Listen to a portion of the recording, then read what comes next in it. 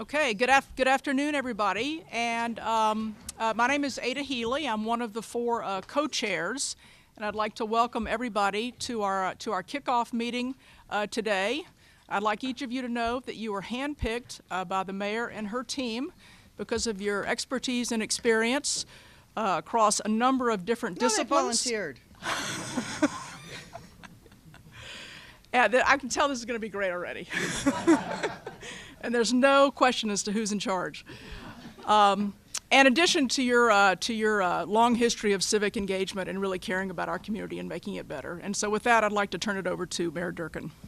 Thank you so much, Ada. And I want to thank everyone for being here. I think it's a really exciting new phase that we're embarking on. I particularly want to thank Governor Locke for agreeing to help shepherd this through. When I was first elected mayor, we sat down and we talked about a whole range of things, and he gave me advice on things, and he said, gotta work on housing, particularly middle-income housing, from the get-go. So thank you so much, Governor, for being here. And Ada, thank you also, and Ezra for being here. Where's Larry? Larry's on his way. Oh, he's there on his brain. We try to really look at this group as cohesively. We know that our city is growing so rapidly, and that more and more people just can't afford to be in Seattle. And we want to make sure that we do all we can to preserve and open Seattle as a welcoming city, and so that everybody of every economic background, every racial background, wherever they are, they know that they can actually live in Seattle and work in Seattle.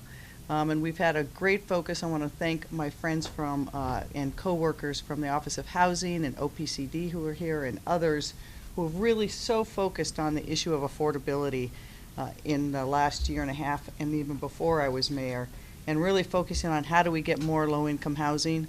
But we also know that this missing middle is an incredible growing issue for the city of Seattle and across this nation. And that more and more Seattle is being closed to people who have middle incomes and work every day and have worked for long periods of time. So you'll be seeing some data today. I was really fortunate to be at Microsoft 2 weeks ago when they announced a significant funding for housing, mostly outside of the Seattle region. But we know that we rise or fall as a region. And that we have to provide more housing opportunities everywhere in this region. But I'm going to be selfish, and today we're focusing on, and this endeavor will be focusing on, that kind of opportunity for the city of Seattle. So you'll be looking at a lot of data, at a range of opportunities. One of the things that we have the opportunity to look at is what are called opportunity zones. People know because of a change in the tax code, there will be a significant influx. Some predict as much as $1 trillion moving to investments in opportunity zones across the country.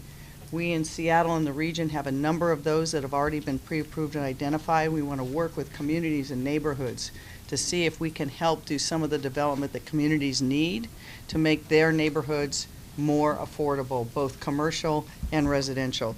So we know that more and more people are falling behind. It's one of the reasons why we see homelessness increase in the city. But it's also why we see more and more, whether it's teachers or firefighters, whether it's nurses or the people working in our small businesses, they can't afford to live in Seattle anymore. We got to change that equation. And if we don't change that equation, I think we're very much in peril of not being that city that we all love. So I want to thank everyone for being here. I think the information you're going to get is eye-opening at best. I think we all know it. But when we see the actual data of how much, opportunity has been narrowly segmented and why our housing market has not kept up with our job market. I had the really good fortune today to be down at the port and take a tour of the Port of Seattle and seeing that working waterfront and knowing the number of jobs created there, good family wage jobs. We have to have a whole range of strategies. We've got to preserve the economic opportunity. We've got to make sure that we have a livable city, but we also have to make sure that we are very intentional about creating housing for everyone in Seattle. And that we have lost that over the years as we grew so rapidly. So I don't want Seattle to lose its heart, which is that ability for people to be a city where people can still be, work and live in the city. So with that, I want to thank everyone. I think you've got a very busy agenda here. And who am I turning it over to? Back to Ada. You're in charge now. Thank you. Well, I think Okay, you're done now. No. Okay. Just easy. No, it's okay. No, I think the first. I don't know whether we're going to do the roundtable introductions first, or it has them later on the agenda. But it strikes me perhaps we should do that now. Ada Healy. I'm with Vulcan. I oversee the real estate investment business, and I'm delighted to be here. You know, Vulcan has been engaged in building affordable housing for many years, and we care deeply about our city and community, and I'm happy to provide some expertise and input to this impressive collection of folks. Good afternoon. My name is Ezra Tashome. I'm a State Farm insurance agent, and also I'm a small-time developer here working on smaller projects, micro-housing and that type of thing. And additionally, I have served as Rotary governor for this area, so we've been very much involved in terms of helping our community to make sure the housing issues are addressed, and I'm really happy to do all I can in this endeavor. Thank you. And Ezra, small time does not describe you in anything. Nice try, though. Hi, I'm Maria Barrientos. I've been a real estate developer here in Seattle for 30 years.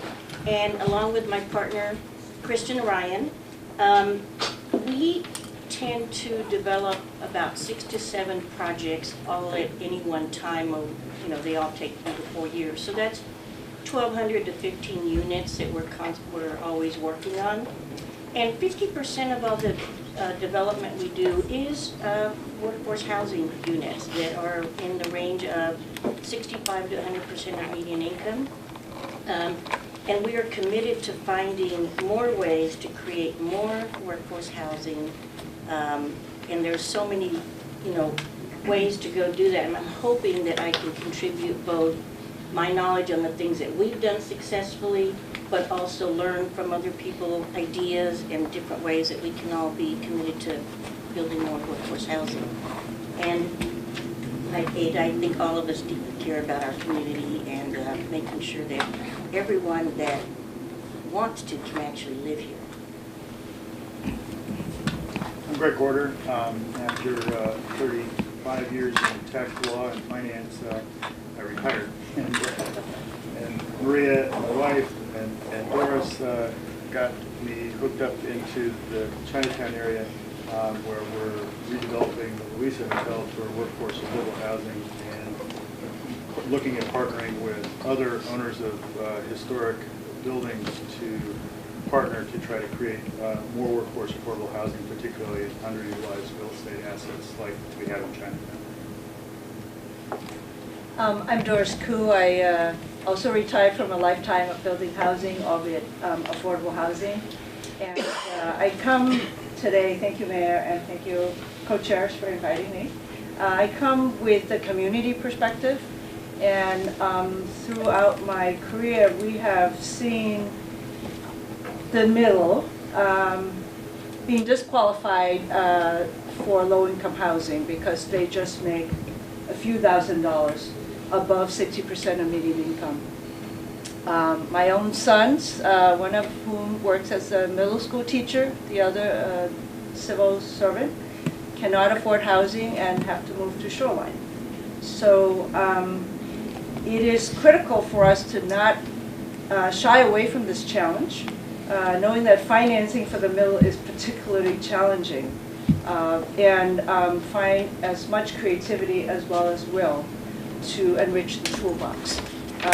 It is no longer acceptable for us to say, we apologize, but you're not poor enough to live in the city of Seattle, or that you're not rich enough to live in the city of Seattle. Thank you. What's up? I'm Lisa Bogardus. I work for the Seattle Building Trades Labor Council. Also very happy to be included and to be invited here today. I'm not retired, so I'm still currently working. I'm looking forward to retiring eventually. The Labor Council represents about 20,000 workers who are building the city. Very few of our members can afford and have been able to afford to stay and live in the city that they are building for the future.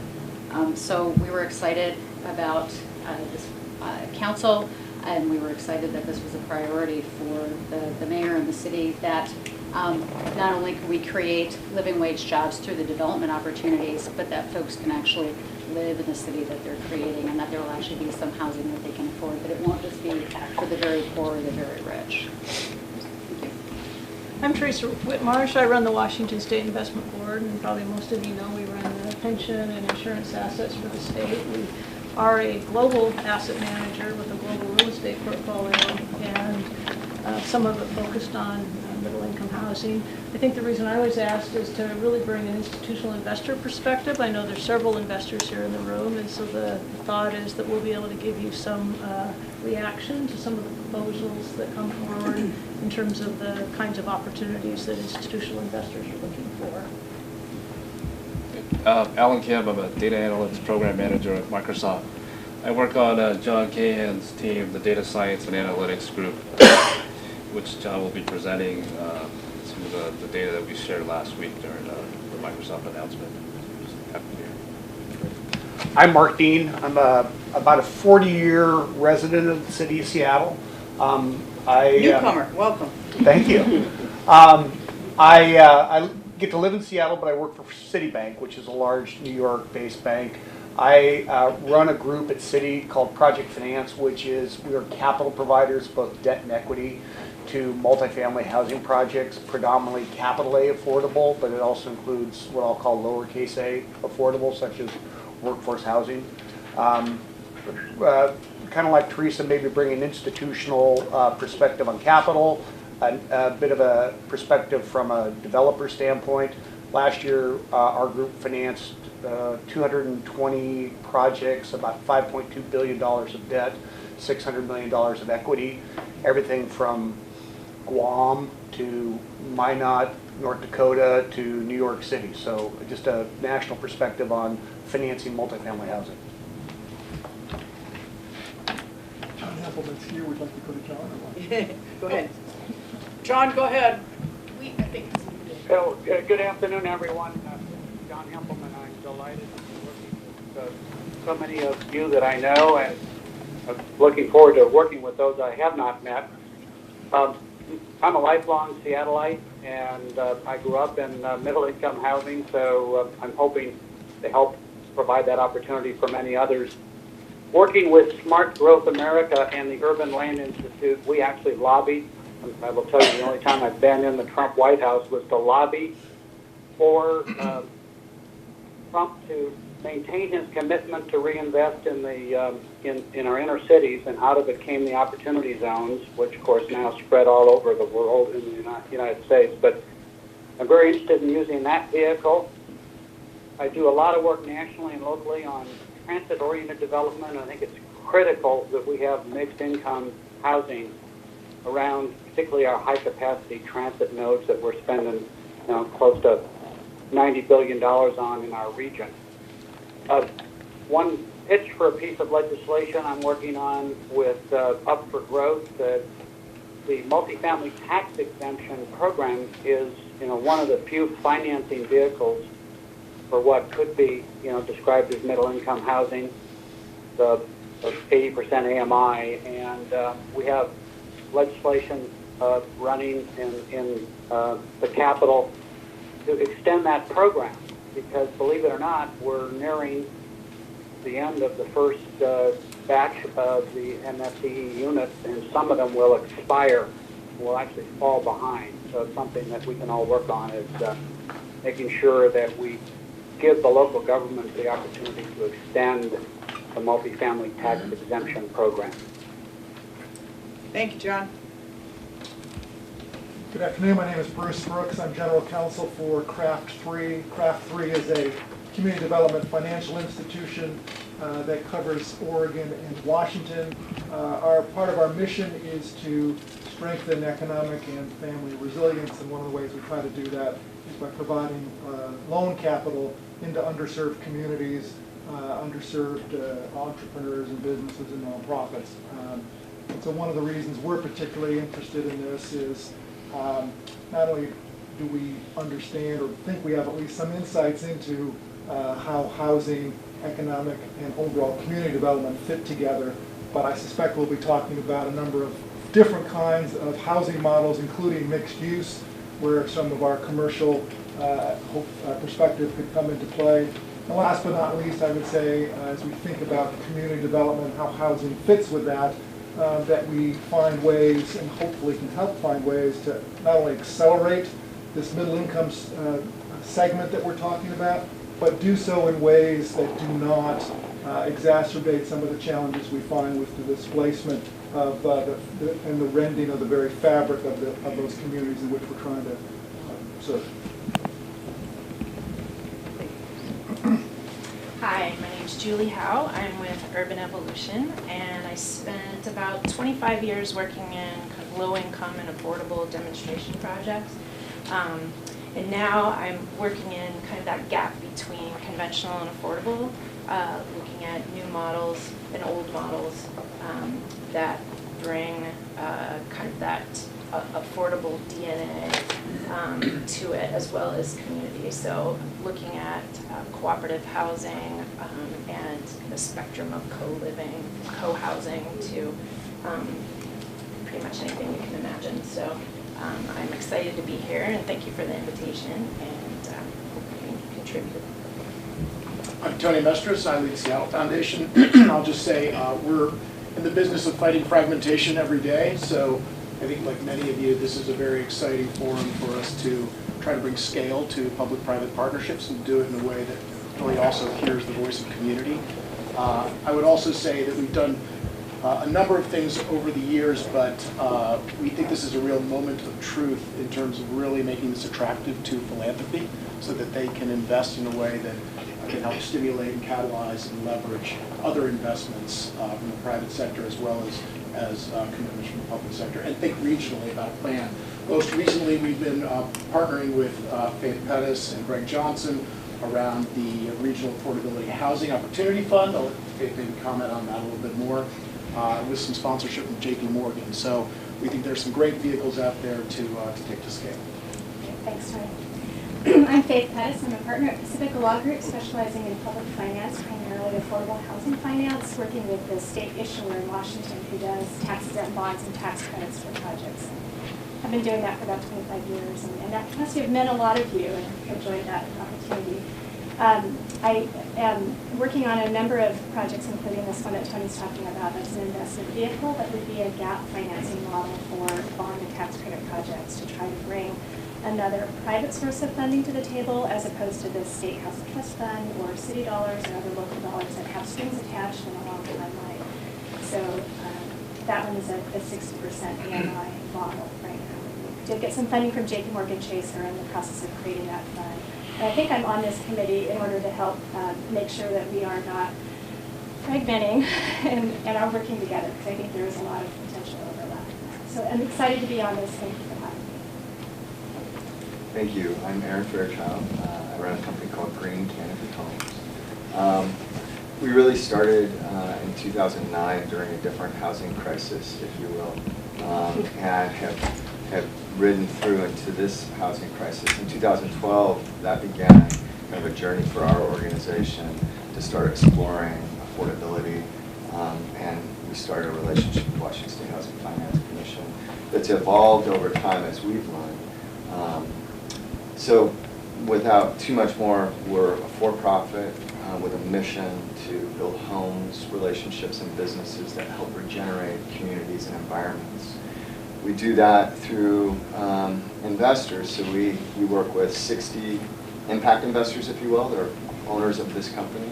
And then we manage real estate funds. We're developing our 5th fund right now with a group of foundations, all focused on how do we open up neighborhoods of opportunity to have more equitable housing choices that are also sustainable. So trying to hit the intersection of sustainability and affordability from 140 down to 80% below AMI. So I think that's partially why I'm here. I'm also really interested in, I have a large part of my work focused on CD and hoping to kind of reclaim heritage there through some reverse displacement and working with organizations within the CD that have been so disastrously affected by the epidemic of displacement.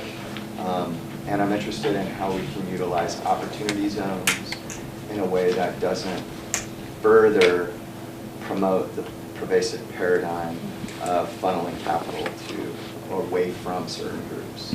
And we can continue to maintain inclusive, resilient, vibrant communities. Hi, my name's Dan Duffus, and I have a company called Blueprint Capital. We're a local real estate investment trust.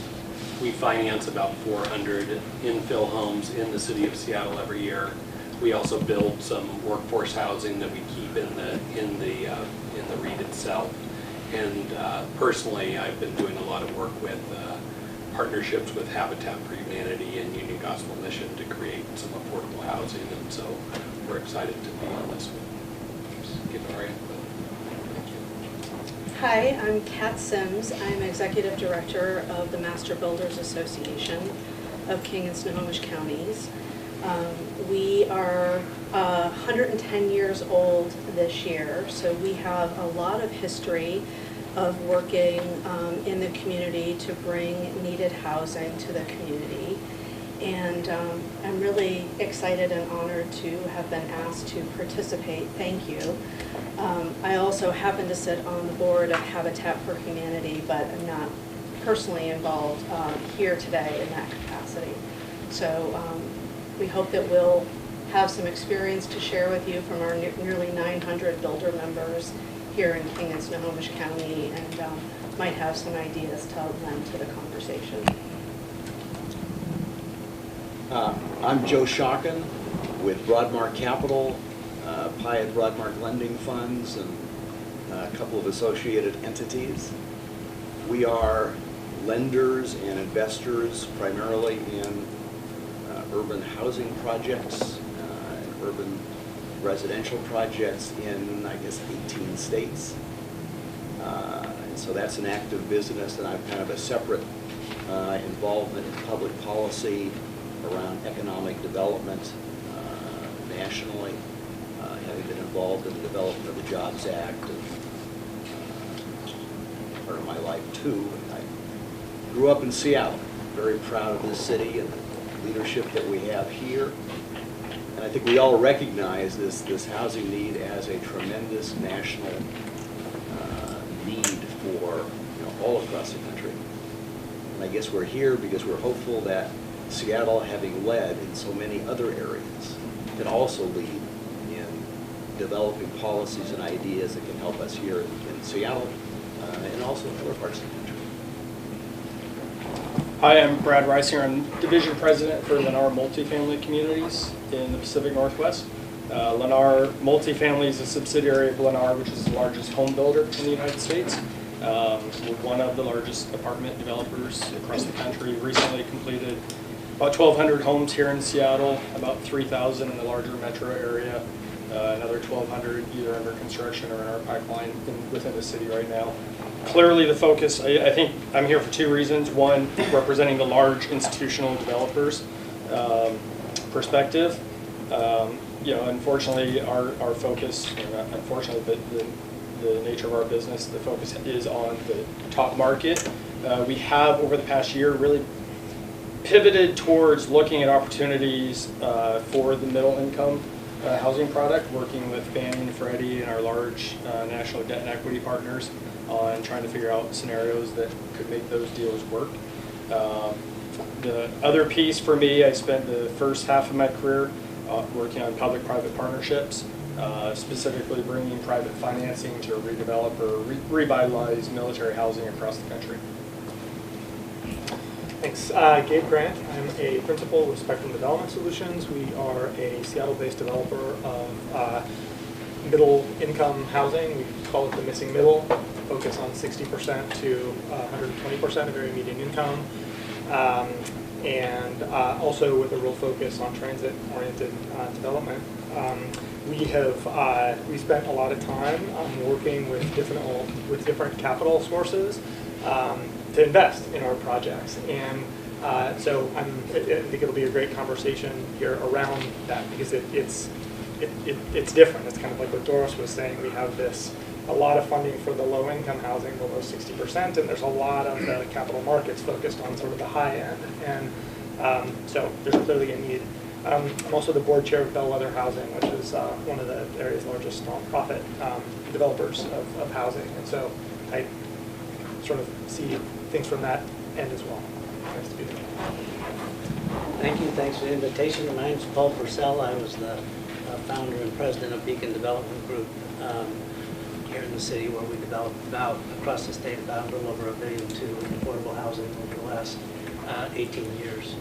I apologize for being late. I was testifying on condo liability insurance, which is a big issue for affordable condos. I have lived on Beacon Hill for 45 years, which used to be an affordable neighborhood.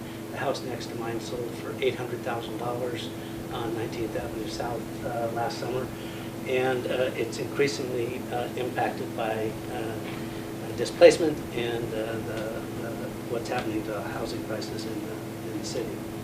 I currently chair the Affordable Housing Advisory Board for the governor, and that's a group of some representatives who are here, master builders, realtors, to try to reach consensus on items that we can, which was evident this morning as a number of us testified in support of this bill. I also sit on the Seattle Housing Authority Board of Commissioners and share Doris's concern of working at the low end of housing and the frustration of seeing people as they reach the middle, or they have the opportunity where they've economically gotten to the point where they can move out of our housing and have no place to go. And it's a critical issue as we expand or try to keep people in our cities or in our city, and it's something I hope I can contribute to. Hi, I'm Gary Locke, and I want to thank the mayor for convening all of us on this very, very important topic and almost crisis of affordable housing in the Seattle area.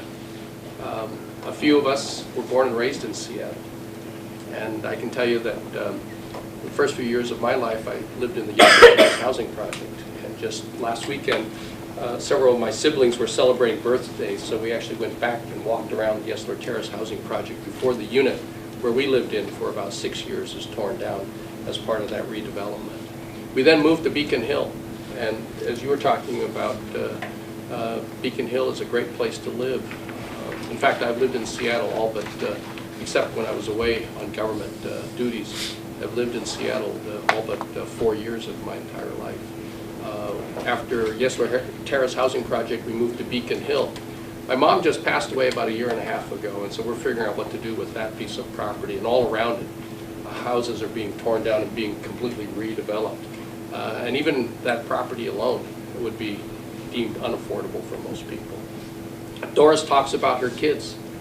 I worry about the livability of Seattle in terms of my kids. One probably wants to enter into the nonprofit world. One is entering into the acting business, and we know how many people are struggling to be discovered as an actor or actress and while tending bar or waiting tables or working as a Starbucks barista. You know, we think of Seattle as an incredible place to live. Diversity of people, of thought, of ideas, businesses, of ethnic groups. But diversity also has to include, and that vibrancy of Seattle has to include livability and the American dream of having some sort of home and shelter. So I think the work that we're all doing and the perspectives that you all bring are going to be critically important to trying to solve this very tough nut that really will determine the future of our city. Thank you. So I'm David Mosley. I'm pleased to serve as Deputy Mayor Mayor Durkan's administration. I've been in and around the housing issue for a number of years. I'm old enough to have actually been a city employee and had some responsibilities for the very first housing levy back in 1981, which was actually then a bond issue rather than a levy, and also was the community development director when the second levy, then called levy, went into effect. I was pleased to serve with several of you on the HALA committee that came up with some recommendations about both market rate housing and low-income housing. And in my tenure here with the mayor, have worked on housing and homelessness issues as we try to tackle this very difficult issue, both in terms of our citizens who are facing homelessness and our citizens who are facing displacement and inability to afford to live in Seattle. So pleased to be served as a staff person to your effort. Larry Brown, who's not here, is, as many people have known Larry, he's worked in this area for years. He's now chair of the Washington State Labor Council. He's a long-term machinist. We've talked about a variety of ways to get people involved. I want to make a couple of things before we turn to introduce our next guest. I don't want anyone to take away from this that my resolve as mayor or the city's resolve to go as much as we can on low-income housing diminishes at all.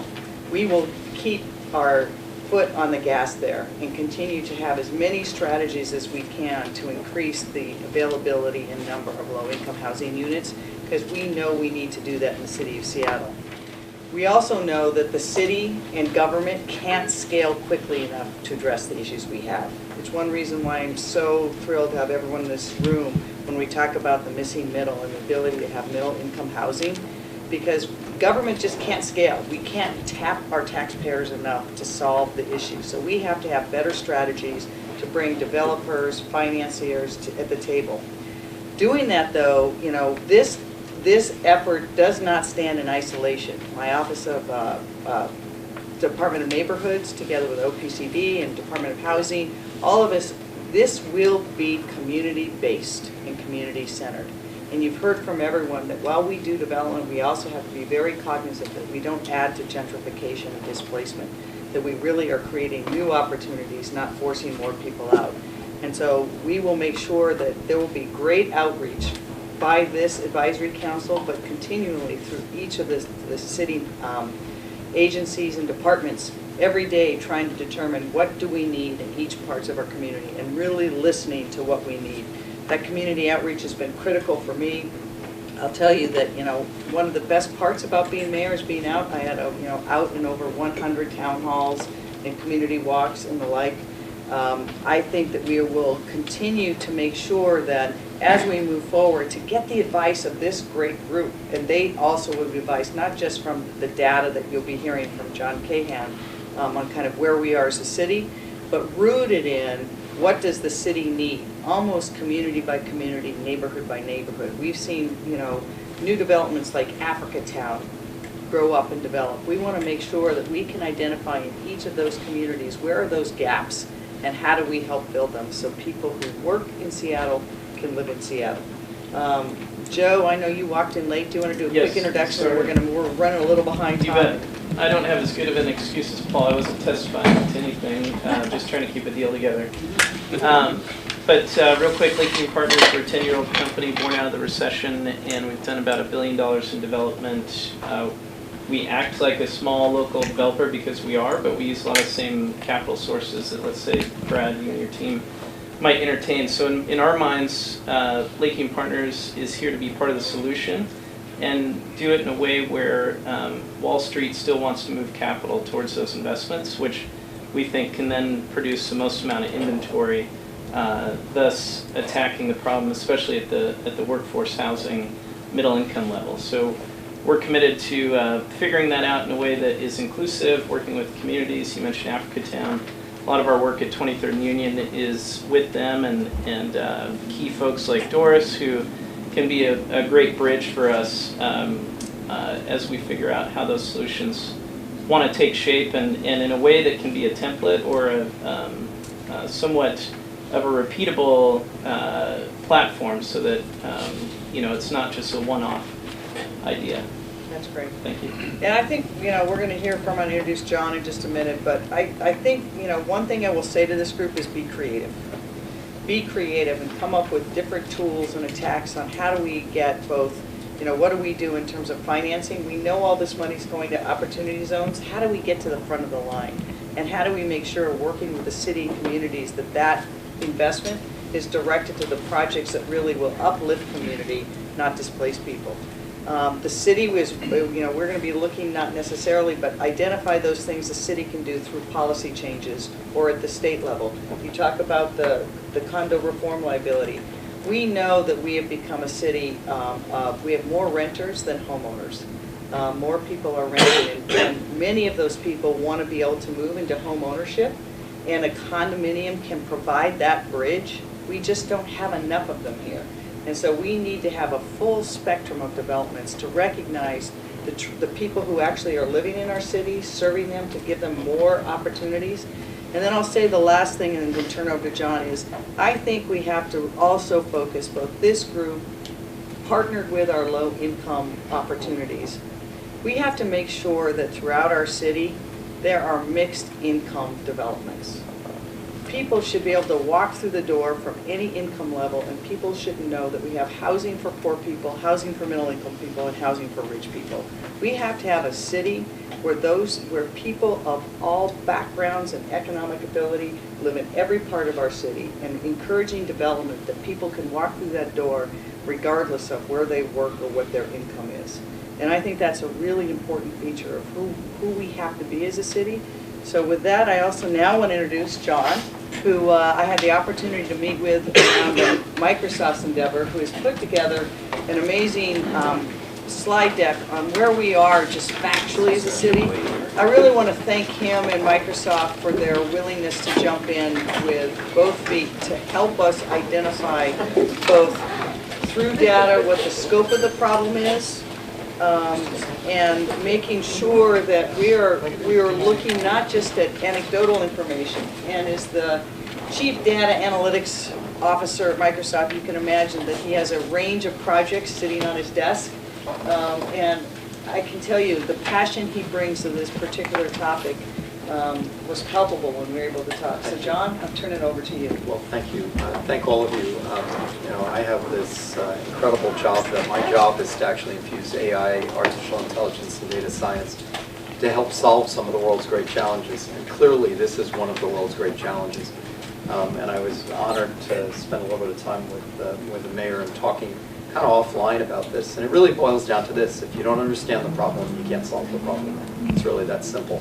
And to have a common scorecard and a common approach, because clearly there's a lot of data out there, and we can argue over whether it's perfect or it's not, et cetera, but I can give you directionally and a really good scorecard, I think, for all of us to come together as a region, not just as a city, but across the region, to be able to look at this and then to be able to look at it through the city's eyes and through each of our eyes directly.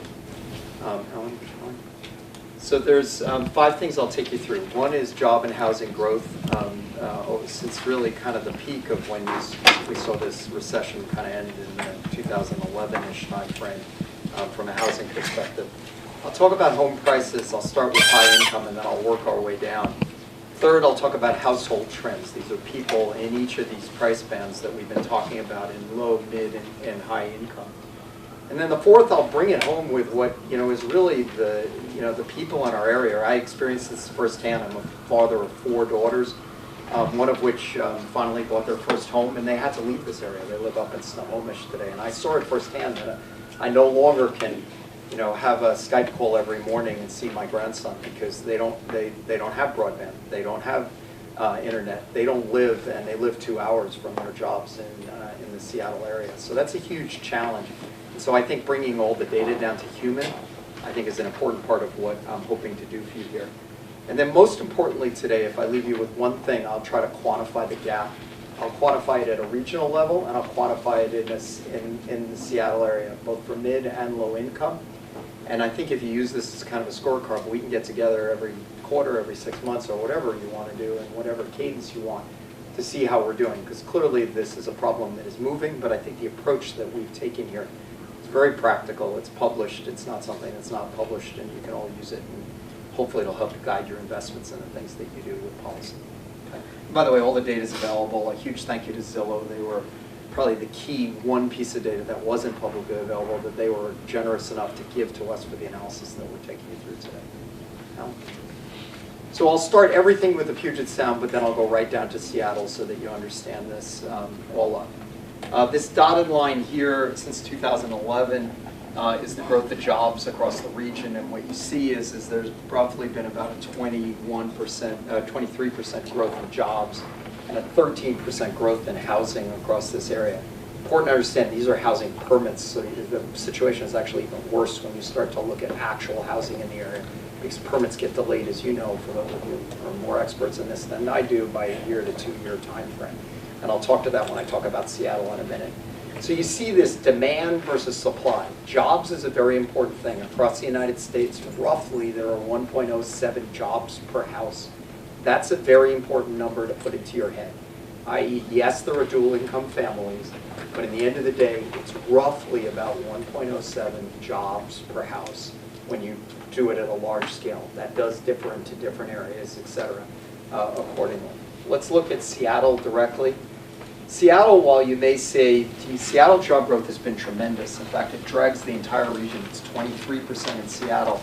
Housing permit growth in Seattle is about 19% over that time frame. And I was nice enough to meet Sarah, who showed me some housing data after I did this. And the job and the house growth here is actually about 13%. And so you see a very large gap of job growth versus housing. Now understand that these are regional problem we're trying to deal with here. It's not a Seattle only or et cetera. And so when you create a job outside of Seattle and people want to live in Seattle, that's a challenge. When you create a job in Seattle and they want to live in or outside of Seattle, that's a challenge. That's why we at least look at it as a regional issue. We think of it as a regional issue in the way we do it. But I can boil down where the jobs are and where the housing is as I move forward. Let's talk a little bit about median home prices and income, and I think this kind of boils it down. Median home prices across those 7 areas rose 96% during this same time frame. Income rose 34%. That last dotted line is a projection that my data sciences team did, but even if it's within 3, a point or 2 on either side. The bottom line is there is a huge gap in the growth of income all up and the growth of house prices. House prices is rising at a much faster rate, 3 to 4 times. It is even worse in Seattle. If you look at Seattle all up, Seattle home prices have risen 111% during that period of time, where incomes are roughly about 34%. So we have a very big gap in just keeping up with where we are. That's why it is a bit of a moving target, but I think if you use the same methodologies that we use, this we can use into the future, and I'll boil that down as we move forward. Feel free to stop me if you have questions. I have 3 more slides and I'll take you through. I have a question. Yes. Sure. Thank you. How does that account for, out of the recession, there was a huge gap, per capita median income had to catch up. Yes, it's a good point. So a lot of that gap represents, some of that gap represents a catch up. That's correct. And when we get into the gap analysis, we actually do a ratio so that it doesn't really matter. You're looking jobs to that. So it won't matter when I get into that. I'm just trying to give you a view of what you're experiencing, not how you calculate the gap. So let's look at, these are households, these are people. The highest income, if you take the median income of King County, it's $89,000, rough or take $1 or $2 on either side. People that are at 120% or more of the income, people in households, rose 49% during this time frame. If I look at that same thing in the mid-income space across the region, roughly it's flat. People basically are being priced out of the area and they're leaving. They are not into this area. If I look at low income across the area, it's actually gone down 7%. If I look at these same data points in Seattle itself, you see the same kind of story. High income rose 52% in the city of Seattle. Households who earn 120% or more of the $89,000 figure rose 52% during that time frame. Households that earn 60 to 120%, which would be considered the mid space, basically flat, 2%. Low income left the city. They just cannot afford to live in the city. It's dropped 12% during that time frame. So when the mayor says, hey, we have to keep our foot on the gas in low income, absolutely. But we also have a problem in mid-income within this space. Greg, did you want to say something? John, do you have that data, that's household by income? Do you have the jobs split out in the same, jobs by those income categories? I do. Let me show you that, and I'm going to show you that in the next slide. Any other? Okay. Let's go to jobs. this will kind of give you a view. It's not exactly the way you want to see it, and if you want, we can get to that afterwards. We took all the jobs in the region that have more than 5,000 jobs, i.e. we didn't take these ones and twosies jobs, and we added in police, firefighters, and teachers because we wanted to look at it by city, et cetera. And this is when you boil it down to people. Let's just get down to real human beings. Let's take registered nurses. This is what it would cost a registered nurse to own a house during this time frame. And it rose from $74,000 to $134,000. So that includes rent or ownership. And so that's what it costs to own a house. If you look at the blue line, that's what they earned during this time frame. So basically, somewhere around the 2013 time frame, the price of housing outstripped their ability to own it based on their income levels. That gives you an idea of what it takes for a nurse. And this plays out across pretty much every major profession that is of this scale. We start to see it. If I take, for example, police in the area, you see a similar kind of curve. Even police in this area, sometime in 2012-ish time frame, while their incomes rose pretty rapidly from $74,000 to $88,000 during that time frame, the price of housing rose at a much faster rate. And so their ability to afford either rent or house at roughly 30% of their income within this space. Now, some people may press their limits, but they're not going to afford it for a new police officer coming into Seattle, into this space. And this plays out across the board. I can look at electricians, people that are building, houses in this area, and you see the same kind of thing. They couldn't have even afforded a house back in 2011 in this space. You see this gap, and it continues to become an even bigger gap, regardless of the profession that you see. Now, certainly there are electricians who live with other people, and they may have other money that they've saved up. But if you are a brand new nurse in this area, or a brand new firefighter, or let's take a firefighter in this space. You look at a firefighter in this space, brand new to this space. You go from $72,000 in income to $80,000, you have $54,000 gap. You're just not living in this area. I mean, you're moving away. And you see that if you look at your neighbors and the things that are there, and you turn to your left and you turn to your right, if you live in Seattle, you will see that all of the people, if you really want an inclusive community, we've not created that within this space. And so I would definitely contend this is a world problem. It kind of answers your question, not exactly, but I want to make sure. No, I was looking more just the match. At the ground, okay. So we can take that and I can give you that stuff. I don't know if one of the things that we're aware of is that the staff of the city, the hospitals, and the universities is, I think, in this middle income band. Yeah, yeah. And I'm not seeing them up there anywhere. Let's see. Civil engineers would be the top one. Let's see. Let's go. Like the people in this room who. City employees. Public.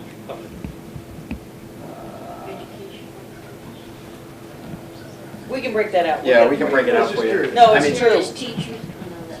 Yeah, I mean, some of this is we're trying to get a big enough. We're trying to get a big enough population where that I'm thinking that city staff, university staff, and hospital staff probably pretty big population. Right. We probably broke it out into a couple of different things. Civil engineers, business specialists. Here's business operations, buyers, et cetera, kind of deal. And this plays out across the board. Yeah. Do you have a number of what the average job moving into the city over this period pays? That's a good question. I don't. We can certainly look at it. I mean, some of that is available either through the census data or through the city itself.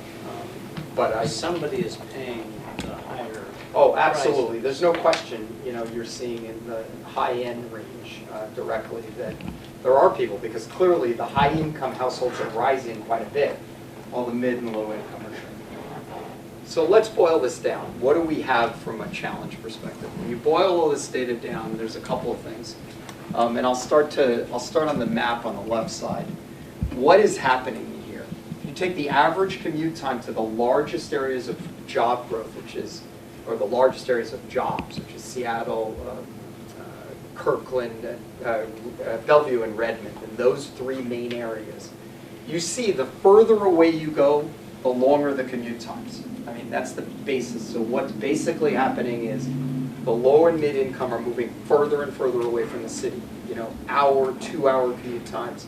in some cases, best case scenarios. Like the example I gave you with my daughter, I don't like to use one person example, is a prime example. She moved to Snohomish. Her commute time to Seattle during rush hour is 1.5 hours to 2 hours to get to Seattle within the space. That's what she's dealing with as a mother with 1 child, 2 jobs, et cetera, kind of deal, to try to get to her job within the space. And that's a huge challenge for folks. So one of the big challenges that we have is this commute piece of the equation. All up, based on the ratio of jobs to housing and the growth that we've seen, which kind of eliminates that question that somebody asked earlier, well, where do you start? Where we are today, snapshot today. Remember, tomorrow we will continue to grow. It doesn't really matter where we came from. It's where are we today within Seattle and across the region. Our best case scenario is that there is a demand based on jobs alone of about 650,000 needed mid and low income houses in this area. We currently have about 350,000 houses in this area, either for sale or for rent, which leaves us a gap of about 305,000 mid and low income in this Puget Sound area. Now, if I break out Seattle alone, and we'll start with Seattle all up, and then I'll break it out into mid and low income. More than half of this, it comes from the demand coming out of Seattle. I mean, the great news is we're growing jobs. That's great. The challenge is we are not growing housing at the same rate as jobs.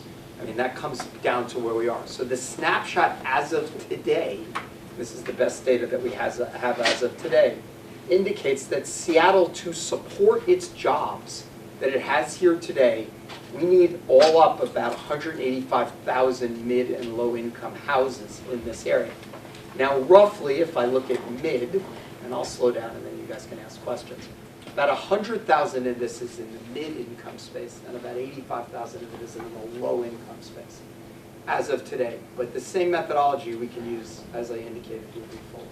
Chucky, Yeah, is that all based on 1.07 jobs per household? Yes, yeah. And can you lay it in time to those numbers? What it used to be? Well, going forward.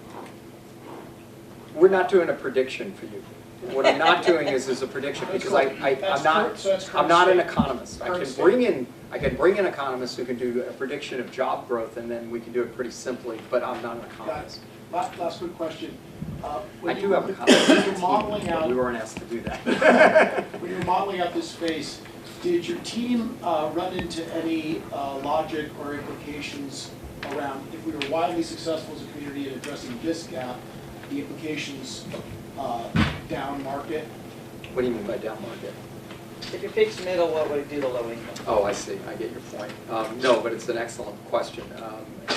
I think what you will see is that you'll have, this is instinctively, not by data, instinctively, is as you fix mid and low, there's a connection point between the two. Because you see, first of all, people in low will stretch to get bigger houses. People in mid will say, look, I don't want to spend that much on a house, or I'm stretched already because I have other needs. Healthcare is rising, other economic factors are rising. Prices are rising. Certainly now, more than ever, you're starting to see inflation finally into the system. I don't know if that's good or bad, depends on your perspective. But you're seeing inflation into the system. And so there's certainly bleeding between the two. There's not a stark line. Remember, people make their decision. This is based on what would be the average person. The average person spends 30% on their housing. You may not be an average person. My daughter just spent 70% on her housing. That's because she really wanted her first house that badly and believes her job growth will get there and she can cover the difference accordingly. And so it's never perfect, this science. It gives you a directional answer. Does that help, Tom? Very helpful. But I believe in this number. I will tell you, we looked at this thing 6 ways under the sun with an entire team of data scientists, including economists. And frankly, it was interesting because I hadn't read, there was a guy in Seattle Times that did some work with McKinsey. And it's pretty spot on to where they are. McKinsey had about 240,000 gap. The time frame was later. I don't think they anticipated the kind of growth of jobs when they did this, when they did their piece of work. We've looked at it through a lot of different ways. We have a big gap here, however you look at this thing. Does that help? Yeah? One more question. Sure. You're showing a gap in affordable housing units, and one of the things I'm wondering, economically, is as we grow, this is why my question about the jobs in those three categories that you showed. If we are growing jobs at the top, it's good for the city. Bring in a lot of, as you say, jobs that support families. But those jobs suck up more of the available supply of the middle housing market and drive the prices up. That's exactly what's happening. And so if we've got a gap at the top, that gap is going to be partially filled by new construction, partially filled by, bleeding down into the inventory of middle income housing, which then increases. So you end up with a non-virtuous cycle. So do you have gap data for the top income? It's a good question. Well? We didn't study it because it wasn't really where we are, but we can easily do it. It's a good question. I was wondering how much that, how much pain are you pushing on it? Bleeding down into the middle income, because when we're as developers, we're looking at trying to get some space. You're competing against the market rate guys who can pay more because their income is more. And so one of the challenges we have is on the inventory. How do you make the city buys inventory for low income housing? The market rate developers are building inventory for the high income housing. The middle gets squeezed on both sides. So I want to make sure I clarify your question, then we'll get back to the data because I think it's a good question. You want to see the growth on the top. That'd be helpful. Okay. And then the growth. Supply and demand. Yeah, you want to see jobs. Not the middle income housing, but the job growth in each area. That's supposed to be helpful. Well, I mean, I can assure you job growth is occurring at a much faster rate within at least the areas on the high end, or at least it has within the space. Absolutely. Yeah, without even looking at the data, I know that because you wouldn't have that many. We do know that. So that's that you know. How do you squeeze it to? But it's an easy calculation for us. I can pull that and we can get that back to you. And I think it's, different advisory group, but it's why the opportunity end of it is so important in our career-connected learning and getting kids in college is how do we also make sure that we're having more people who are qualified for that middle and high. So there's a lot of moving pieces to this. So if there's not any other questions, this was actually my last slide. I can cut this data any which way you want. We'll follow up with you on that. I think, yes, go ahead. Just one question about, do we know whether the gap is actually having an impact on job growth? In other words, we know, okay. No, I don't know the answer to that question. Okay. I don't. These are, the questions that you're asking are economic questions and they require additional studies with it. I have not looked at, well, what is the impact of this? I can tell you, there's no question from an inclusivity perspective, a diversity perspective, I want to pick up the phone and call my police officer and they're an hour away, or a teacher perspective. This is definitely having a human toll. How does this turn into what is the economic toll? Like, are we not attracting other, talent? Are we, are we not attracting other businesses here? I mean, there's a lot of follow-on economic questions because we're squeezing out the middle class and the low-income class here. That intellectually, I can tell you from studying years of data, there's no question that this is causing a problem within the region. Does that help? Yes. I can't quantify. And I think, Kathleen, it's hard to quantify, but it's something I've been asking too, because obviously, if cost of housing is so prohibitive, it affects when an employer is deciding whether to add the 5,000 jobs here or to add them somewhere else. They got to think, who are they going to attract in those jobs? That's right. And they want to have, people want to know that they can live where they work, maybe eventually own something, have a playground for their kids, have schools that they like. There's a lot of factors that go into that. Yeah, I can't echo her comment more. I mean, just take a step back. Do you want to live in a community where everyone in that community is highly wealthy and you can't get to know who your teachers are and your police are and your nurses are, and when you need them, they're 2 hours away? I mean, is that really what we want? I mean, to me, that is... I'll give you two anecdotal things, and then I want to thank you again, was talking to some of the docs at Harborview, and they had one doctor who was their primary on-call neurosurgeon for trauma. Pretty important for a hospital of that nature. But who had to live outside the city because couldn't find a house that he could afford here. So being on call sometimes would take over an hour to get from the hospital to work. Obviously, not only do you not want them in your community, but for a lot of reasons you want them in your community. So, go ahead, let's go. Could I go back to your slides 1 and 2? Sure, be glad to.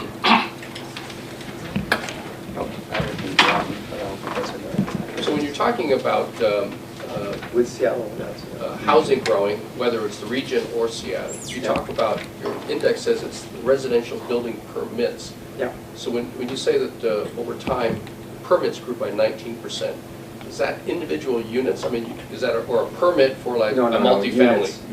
Units, not friendly. And in fact, the data that we said, as I indicated earlier, when we actually looked at actual housing, which we had afterwards, you're actually at a 13%. So it's residential permits for individual units? Units, okay. not Totally. That would be good. And as he says, there's a lag time between when people get the permits to when there's actually units to move into, and some projects don't go forward. And is there data about which of those permits was for something affordable versus just blanket? Yes, yeah, that's exactly how we calculate this in the first place. Yes, exactly.